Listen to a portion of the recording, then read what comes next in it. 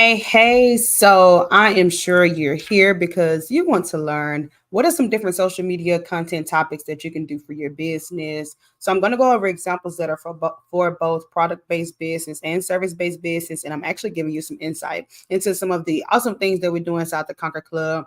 This is the social media content strategy thingy that I kind of created on my own. I've been using it in my business for years. A lot of the ladies inside the Conquer Club have also used it. So I want to show you, and maybe this will inspire you and give you some ideas on things that you can do inside your business when it comes to your social media content. Okay. So this is going to go over 6 topics or kind of like buckets that you can use when it comes to social media content. Okay. So I have 6 different buckets. Okay. So if you're taking notes, you have 6 different buckets of content to do for your audience. And what these 6 buckets of content do for your audience is it helps you navigate that no like and trust factor. I'm sure you've heard about that. Your audience has to not only know you, but they have to like you, and then they have to trust you, and that's what's going to get them from, hey, I see your content, to I want to buy. So it's not enough to just show up. We've got to show up with the right stuff to get them through, navigating that no like and trust factor. So again, people don't buy only if they know you. They don't buy only if they like you. Okay. They buy once you establish trust. And these 6 buckets help you do a combination of content to establish that trust. Okay. So the first bucket is going to be inspiring content. So I don't know about you, but I absolutely love inspirational content from entrepreneurs. Okay.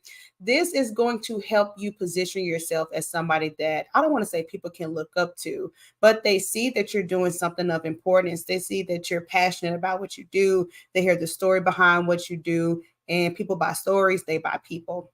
So you're inspiring content.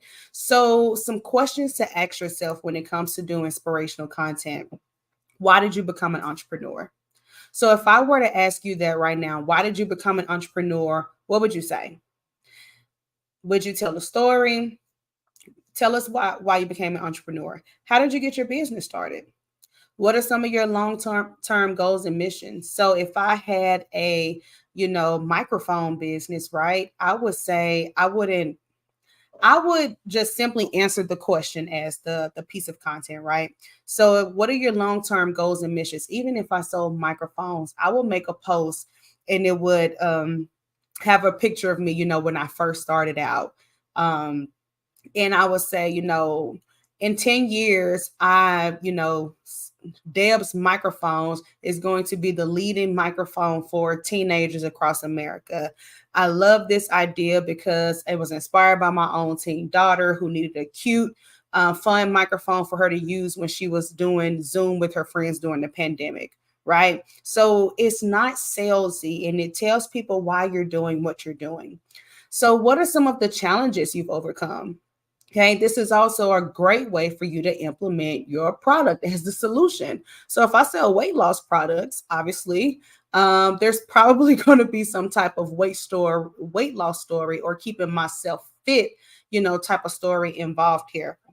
So I could talk about how, when I first started dieting, I couldn't stay on track. I would do it for a week, then I would give up. I'd do it for a week and give up. But when I came across this Deb's magical weight loss tea, I noticed that it started to reduce my appetite. I didn't crave Oreos in the middle of the night like I used to. I didn't go get, cheeseburger combos every 5 seconds. This tea really changed my appetite, therefore changed my life. And I will have a picture of my before and after. Whatever the true, authentic, real story is, it's okay. It doesn't have to be some extreme example of how you went from 0 to 1,000. But whatever your chapter 1 was, your chapter 2 was, your chapter 3, that's okay. How does your business impact the community?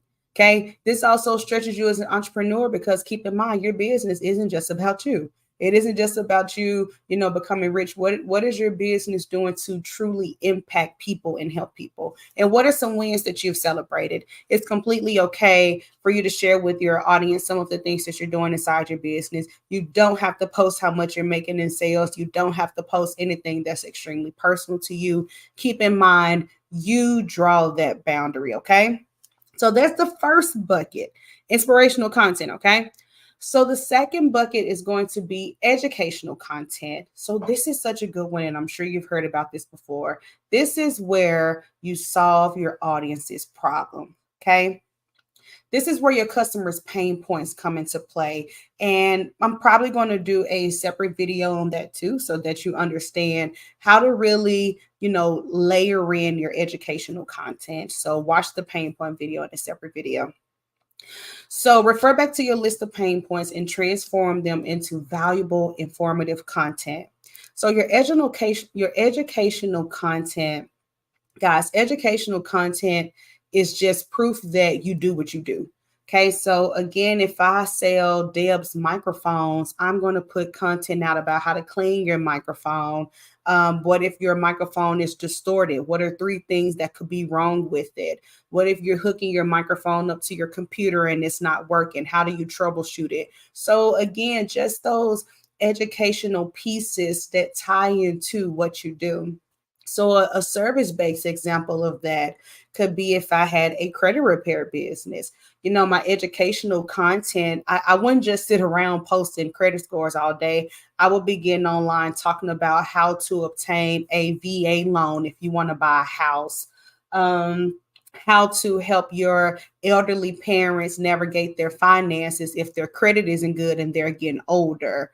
How to establish credit for your upcoming high school graduates. I will be doing educational content to let people know that I'm truly about this.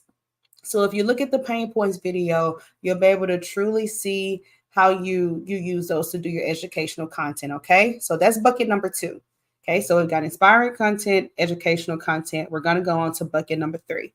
This is something that I added new for 2024 when I've done these courses before, because now they kind of TikTok has taken over short form video and people are like truly authentic on another level. I've added in this bucket of hobbies and personal interests.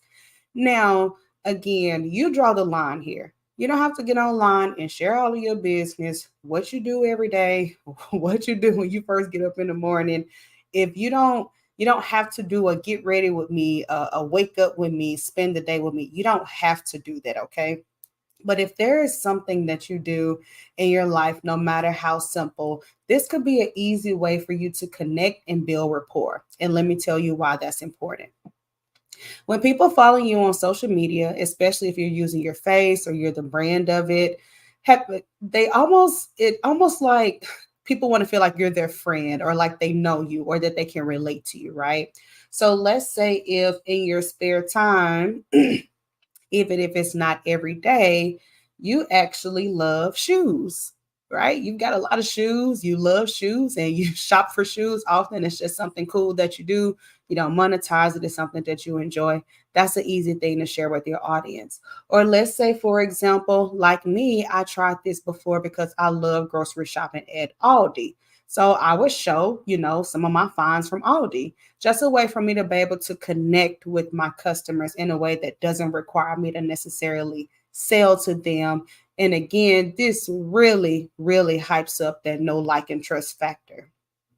You don't have to go all in and be an expert on your hobby, but if it's something simple that you do, you can share it with people. So even if you're a woman and you go get your nails done, and that's just something that you do, you know, every 2 weeks, like me, I just religiously get my nails done.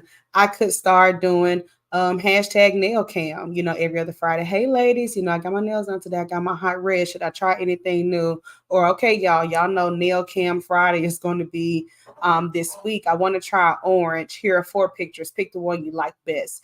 So it doesn't have to be anything extravagant, but this is where you really have to, if you're going to do it, then you're going to do it. If you're going to be a brand, then you got to be a brand. So you have to take some other element or personal interest about you, and you can insert it here. Okay. So remember, the biggest thing here is authenticity is key. Don't try to be somewhere you're not. If you have to go and make this up, then you're probably overthinking it and not doing it right. Okay. So really observe some of the things that you're already into, no matter how small. Okay. So I want to go over these examples. I had reading, journaling, cooking. This is an easy one to do. You don't have to be a full-blown food influencer, but if you like pizza, that can be a part of your content. I mean, it's easy. Makeup tutorials, family time, home decor, shopping, couponing. So easy examples. So that's bucket number 3, which is your hobbies and personal interests. So bucket number 4 is going to be social proof, where you have to show that you're worth trusting. Okay. We don't want to be your guinea pig. Okay. We don't want to be customer number 1. We want to have proof that what you're doing already works. We want to have proof that other people have bought it, loved it, and enjoyed it. And if you don't have any type of social proof, then hang tight, because I'm going to show you what to do instead to conquer that so that you can be good. Okay. So social proof, show that you're worth trusting. So people need reassurance before buying. So you have to have your testimonials and social proof. So the big thing about testimonials, and I always hear this, people don't leave reviews. People don't leave reviews.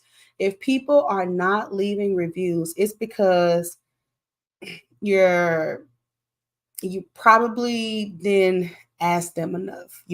Asking somebody just 1 or 2 times for a review is just simply not enough. You can reach out to them multiple times to get that review. Okay. Please don't let your personal feelings get involved where you're like, oh, I don't want to bother them. I don't want to bother them. No, you need those reviews from those people today so that you can get customers tomorrow. Okay. So get your reviews after people buy something from you or if they book your services. Okay. So also, if people aren't leaving reviews, we may need to assess how we're showing up in the marketplace. Okay. People can't wait to showcase when they buy from brands that everybody else loves, whether that's big or small. So if you find yourself in a position where you're like, man, nobody really wants to review and talk about my product or service, I want you to ask yourself, are you hyping it up enough already? If you're not hype about what you do, you're not hype about your products or services, you're not turning up, with your products or services, then of course your customers are going to feed off that energy. But if you talk about your stuff all day, every day, and you're really consistent with it, and they finally got a chance to try it and they loved it, that's going to raise, they're going to be more inclined to go ahead and leave you a testimonial or review. So keep in mind that when it comes to reviews, they feed off your energy. Okay. So always request, your reviews from your satisfied customers. You can offer incentives for reviews. You can showcase your testimonials. Of course, you want to put out your testimonial, no matter how big or small, and you can use a testimonial multiple times. Okay. Now that doesn't mean you post it every other day, but if you posted a testimonial in August, you can repost that testimonial again in December. Okay. And again, be your own best advocate. If you use your product or service, show it. Okay. So this is going to help me segue into the people where they're like, oh, I really don't have many reviews. I really don't have many testimonials. Now you should be your own first customer. Okay. So if you make t-shirts and you don't have testimonials, then guess what? This is now a part of your investment in your business. You need to be making t-shirts for yourself to do XYZ. Okay. If you sell credit repair and you don't have any reviews, tell the authentic story of who you are and what you're doing. Okay. So I'll give you an example. So let's say, for example, if I had Deb's Credit Repair and I actually didn't have any reviews, I've had a few customers, not too many. Nobody's really left a review. I would go back to what's the most authentic story of why I started my business. No fake fluff, making it seem like I'm already up here and already this and that. And let's say if I said, hey guys, I'm looking to start a credit repair business. I fix my own credit. I fix my cousin's credit and I fix my coworker's credit. We all had a score increase of like 200 points. So I'm looking for maybe 10 people who are interested in letting me try the same method on them. If you're interested, I'm going to put my link down below. Y'all can book a call, but I'm only taking 10 people. That's not salesy. That's not scammy. That's saying, hey, this is where I am and this is what I'm looking to do. I've seen ladies do this and it generates so much more buzz than us trying to come on the scene, making it seem like we're already, big dog, 100K, wealth is my middle name type of thing. You can share your authentic story and it's probably going to generate an even better response. Okay. So if you don't have any testimonials or reviews, be your own first client and tell the authentic story of that. So again, if I go back to my, t-shirt business and I haven't really had many customers, I would start printing my own shirts and telling the story of that. Hey ladies, today I made my t-shirt. I'm going to be having my self-care day. I'm going to get my nails done. I'm going to get a pedicure and I'm going to take myself to lunch. So I made myself a cute shirt and it says self-care equals self-love. And on the back, it says hashtag summer 2024, whatever, right?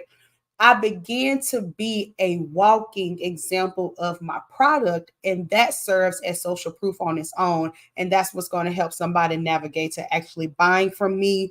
And then I have to get a testimonial and social proof from somebody else. Okay. That has to be a key part of what we do. You talking about how good it is without any type of story or social proof is just simply not good enough. Okay. So that's bucket number 4. Okay. So bucket number 5 is going to be entertaining and engaging content for you to spice things up. Okay. Humor, controversy when used wisely. That's a whole nother course. Okay. We're a whole nother course. And engaging questions can breathe life into your social media. So don't be afraid to share relatable memes or funny content. So I don't mean that you have to be trendy and talk about the latest gossip and stuff like that. But if there's something relevant going on in your industry and if it aligns with your audience, you can share that, okay? So keep it relevant to your brand and avoid going overboard, okay? You don't want to be known for your gossip and mess more than you are for what you actually do. So spark discussions with thought-provoking questions and host polls and contests. Okay. So let's take a travel business, for example. Okay. So if I were to mix in some entertaining and engaging content, and I had a travel business, I know recently, I don't know if you remember recently, but there was an airplane and they experienced so much turbulence.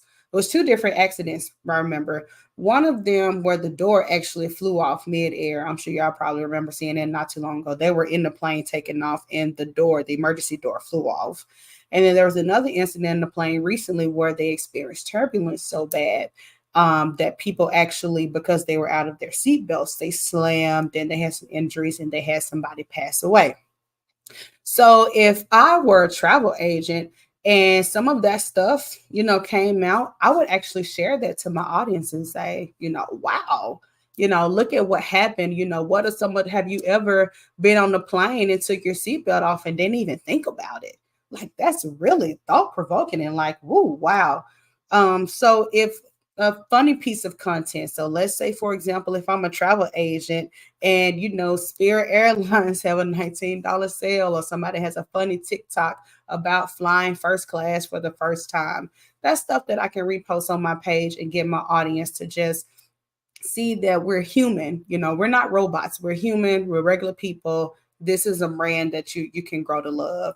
And then your posing contest. I haven't done too many posing contests on my own, to be honest, but I've seen them work for ladies who do products. So the only thing about posing contests is I think that this is for once you really build your engagement up. If you're really new to the online space, I would not focus on giveaways or doing anything for free, to be honest. Because what I've seen a lot of times is people host giveaways and nobody even participates. So obviously, it's not about the product or service. It's obviously not about the price because you can't even give people your stuff for free. It's about the fact that they're simply not engaged. They simply don't care. They don't know you. They don't like you. Definitely don't trust you because, of course, they don't even want your stuff for free. So I wouldn't really focus on posing contests if I was new to the scene. If I was in my first couple of years, to be honest, I will wait until I'm super engaged or I'm doing a really huge collaboration. And I mean years into your business before you do some type of poll of contest. That is not the strategy to use when you're brand new. it will surely be a waste of time for you. All right, so that's bucket number 5, y'all, which is our entertaining and engaging content. Okay, so bucket number 6 is going to be engagement content, which is where you're going to spark conversations and learn about your audience. Okay, so you'll be amazed at if I were to ask you, when was the last time you asked your audience a question? When was the last time you asked your audience for feedback? Okay. That doesn't have to be scary. It's actually insightful. So let's say if I'm a coach and I'm sitting around thinking, man, I don't know if I should do an ebook, if I should do a course, if I should do a masterclass, if I should do an event. Instead of sitting around twiddling my thumbs, going back and forth about whether or not I'm making the right decision, what if I got online and simply asked my audience, hey, y'all, I want to, if I were to talk about budgeting this summer so that we can prepare early for saving for kids for Christmas, which of these would y'all like? Would y'all like an ebook? Would y'all like a live webinar? Would y'all like for me to do an event, or would y'all like for me to do a virtual workshop on Zoom? Right? And see what what people say. Okay. So it's okay for you to ask your audience those type of engagement questions. But here are some other examples that you can do. So, for example, if you have a travel business, you can simply put a picture of Aspen and a picture of Switzerland. Ladies, you're going on a ski date. Which of these will be your preferred place? Super easy. Okay, super easy. So, if you have a skincare business, do you have dry or oily skin? Okay. So you can say, you can put 4 different stages of acne, you can say, hey, ladies, have any of you ever struggled with these? Okay, and you can use these engagement questions to get people to talk about themselves, which is great. And you also want to use these engagement based questions to let them know that you can provide a solution for them. So if I do, for example, the travel agent question, and I have, pictures of Aspen or pictures of Switzerland for a ski season or whatever your audience is into, and a lot of women picked Aspen, then maybe a day or so later, I could get on live and talk about, ladies, if you're interested in a ski vacation, let me tell you the 4 things you need to think about if you're going to a lodge for the first time, how much ski equipment costs, how you can expect the weather to be first thing in the morning, and 2 things you should never do if you're going skiing for the first time. So those engagement based questions allow me to push out more powerful content for them. Okay, so people love talking about themselves, y'all. They love talking about themselves. So frame your questions to where they participate and tell you about them. Keep in mind, if you don't hear me say anything else tonight, this is no longer about you. It's no longer about you and how awesome you are and how hard you work. All of that is great, and it's a time and a place for that. But your page has to be worth following. Your page has to be worth, being insightful, making me think, showing me something cool, making me laugh. Okay. So when we flip the TV, when we flip through the channels and we land on your channel, what is it? Right? Is it all just about you, or can we watch it and laugh? Can we watch it and submit something back? Okay.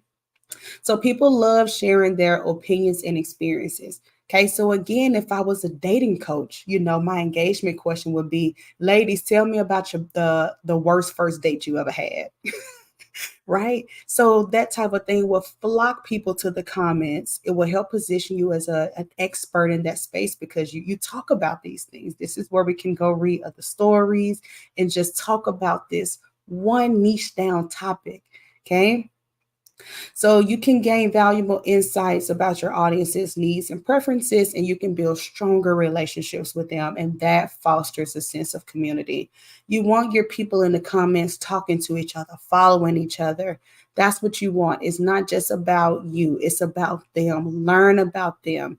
This fosters community and trust. Okay.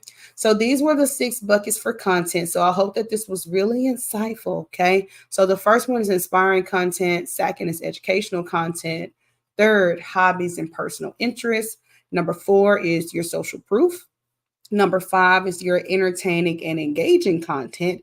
Number 6 is your engagement questions. So if you need anything in addition to this, I have a content calendar that actually shows which bucket to do, what time of day, and how often. So if you're interested in that, you can check out the content schedule. You can also check out the pain point video And that's it. I hope you have an amazing day. And y'all already know, let's wake up and conquer.